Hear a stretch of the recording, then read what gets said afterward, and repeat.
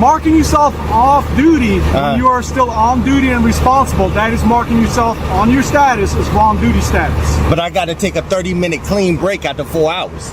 I just want to make for my records, I'm a couple of feet off the road and I'm in a well-lit area. Just for my records. Just for my records. So like I said, but what's going? Why are you so hostile this morning? I'm not hostile, you won't even let me tie my shoe. You very pissed off this morning. The stop begins as a routine commercial vehicle inspection with the driver seated in his truck while an officer reviews electronic logs outside, but the calm doesn't last long. The officer explains that he reviewed the data and even consulted veteran state troopers, all agreeing the driver improperly marked himself off duty while still responsible for the truck. The driver insists he was legally taking a 30-minute break pulled slightly off the road, in a well-lit area only for his records as he tries to explain. The officer's tone shifts, his patience thin sand. He repeats the same explanation without listening. What starts as a logging technicality quickly feels tense, and on the verge of escalation, showing how a simple paperwork decision can suddenly carry serious consequences. Yes, sir. Alright.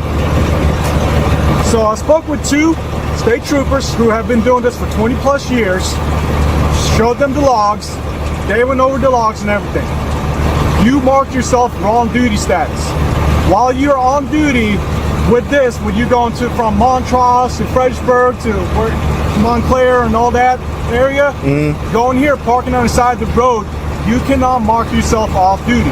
If you are taking a 30-minute break while you are still responsible for the truck, you are required to mark yourself on duty, not driving, okay? You have to mark yourself that. You cannot mark yourself off duty. On top of that, you have been off duty since 5:01 this morning, according to your logs. By the time you transfer me those logs, you have been off duty for 1 hour and 30-some minutes. Okay? When you told me that you were just taking a 30-minute break, so you are going to get cited for false duty status change. Okay? What? Marking yourself wrong duty status. You are getting cited. You are going to get a violation for that. For I don't understand. Marking yourself off duty when you are still on duty and responsible, that is marking yourself on your status as wrong duty status. But I got to take a 30-minute clean break after 4 hours. Boss, your 30-minute break, it doesn't have to be within every 4 hours. It can be any time during your that 8-hour period. FMCSA, the federal, does not have a specific time set that you have to take the 30 minutes. You just yes, I do. It has to be after 4, before 8. On top of that. And I just want to make for my records, I'm a couple of feet off the road and I'm in a well-lit area. Just for my records. Just for my records. When I stop with you, it's pitch black here. There's no lit area. But that light right here. That light right here. That light does not eliminate. Just for my records. For my records. That is fine. So, like I said, but what's going? Why are you so hostile this morning? I'm not hostile, you won't even let me tie my shoe. You very pissed off this morning, boss. Right now, we got 2 choices. Option 1, I just cite you for the violation. You go about your day. Don't do it again. If you're on duty and you're not driving, you mark yourself on duty, not driving. If you had a sleeper bird, which you don't, you can do that. Only time you can mark yourself off duty is if you're at a rest area where vehicle set aside, you go inside and relax for your 30 minutes and everything, mark yourself off duty. If you're on the side of the road, while you're still working, going from destination to destination, as you said, you were going to Dahlgren, you are still on duty, responsible for this truck. And what's the other option? You said I got 2 options. What's my other option? Other option is if you wanted to continue arguing this, then you'll be cited under the different code, which is concealing drive hours in violation of your falsifying the log, which automatically places you out of service for mentor. The inspection takes a sharper turn when the officer lays out 2 choices: accept a citation for improper duty status or face a more serious violation that could shut the driver down for hours. The driver backs off, clearly worried about retaliation, but the tension doesn't fade. A simple moment trying to tie a shoe becomes a point of control, with the officer citing safety and past experiences to justify refusing it. The conversation spirals as the officer repeatedly explains the rules, emphasizing responsibility for the truck, the cargo, and the logs, while dismissing the driver's years of experience. What's clear by the end is that this is no longer about understanding the law, it's about authority compliancy and how quickly a roadside stop can feel one-sided. 8-hour break. Okay, I don't want you to retaliate against me, so we'll go with the first one. Okay. And this has been verified. 2 state troopers who have been doing this 20 plus years together. They seen everything, and they even said the same thing. No problem. I don't want you to retaliate with me no more than you did. Can you tell me why you wouldn't allow me to tie my shoe? Boss, because you're walking all over the side of the road. I asked you to transfer your log, and you keep not doing what I asked you to during an inspection. But man to man, I can't tie my shoe. Boss, man to man, last person that started arguing with me and refusing to do anything I wanted to do and start tying his shoes, he took off running from me, okay? But I'm gonna run away from a commercial vehicle? Boss, people run away from much smaller things, yes, okay? And when I asked you to transfer your logs multiple times and you still don't, and you sit here and put your phone away and start wanting to argue about, well, I'm in the right, you're in the wrong and everything like that, after I already asked you multiple times, I'm not gonna let you finish tying your shoes until I get all the documents I need from you, and then you can... This is a $400,000 truck, and I've been driving for 14 years, and I'm 52 years old, so why would I run away? That makes no sense. Like I said, people have ran away before multiple times for different things, okay? So I'm gonna finish your DOT, get all your information. I'm assuming your carrier is gonna be JKBR. I'm gonna get the paperwork, then you'll go about your day. Just so you're aware, in the future, if you're driving this truck, unless you're at an area or this truck comes magically equipped with sleeper berth, to mark your brakes, on duty, not driving, okay? So never take a 30-minute break, clean. That's not what I said. If your company requires you to mark yourself off duty, then they might want to look at the code section because they're in the wrong. So don't never go 30 minutes after 4 hours. Boss, I'm not saying that. Now you're saying things that I didn't even come out of my mouth.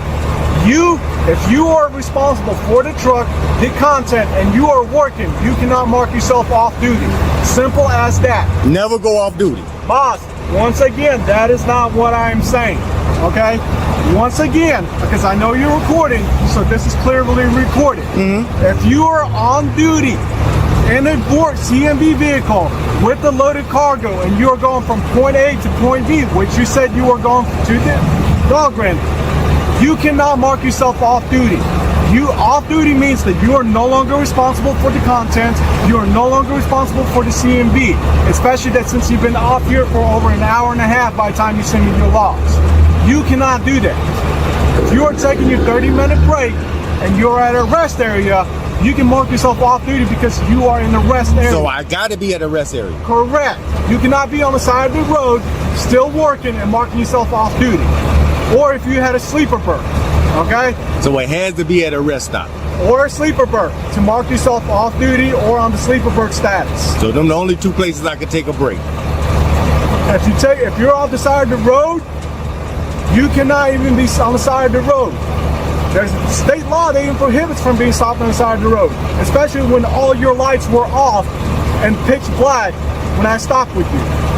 But if you running out of hours, you gotta go on the side of the road because you're gonna be in violation Boss, with your if you're law. running out of hours, The video opens outside a residential home where a man stands on his own property recording as officers focus on a single parked car. The vehicle was ticketed for being on the street, so the man moved it onto his lawn to comply, now fully off the road, not blocking traffic and clearly on private property. The car becomes an issue again. The man calmly explains he already corrected the violation and asks a simple question: if it can't be on the street and can't be on his lawn, where is it supposed to go? Instead of answering, officers shift the encounter toward identification and citations, citing a vague city code. What began as compliance turns into confusion, showing how quickly enforcement can feel circular and unresolved. you might want to do a little bit better time management.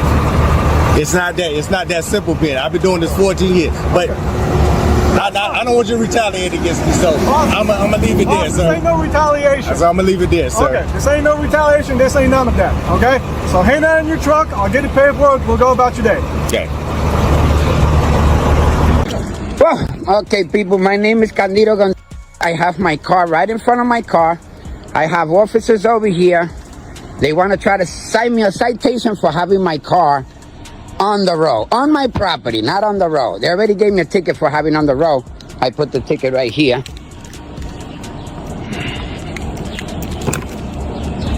I put the ticket right here. It's right here, people. Look. Now, my car is in my property, my land, my lawn, and they telling me that I can't park in there. How are you, sir? This officer over here, the parking violation guy, he has an issue already. You know, this is the second time he come over here. First, I had my son-in-law truck. It was stuck here for a whole month. Yeah, what's the issue today? Huh? What's the issue today? He signed me a ticket. Now he wants me to move the car from the lawn. Like, what's his problem? He wanted to tow my car and everything. Like, Really? You don't got nothing to do, sir? Hold on. Well, why are you disputing with him? If there's an issue, you contact our police. But that's what I told him. I called the police. He wants to tow my car. No, because he wants to tow my car. So you contact the supervisor. Contact someone else. Okay, so that's what So that's why I called 911. Thank you, sir. That was a good gesture to tell me. My car's right there. They want to sign me a ticket for my car being on my lawn. I'm not allowed to park the car on my lawn. I want to see where is that law that prohibits me from parking my car on my lawn. This is my property.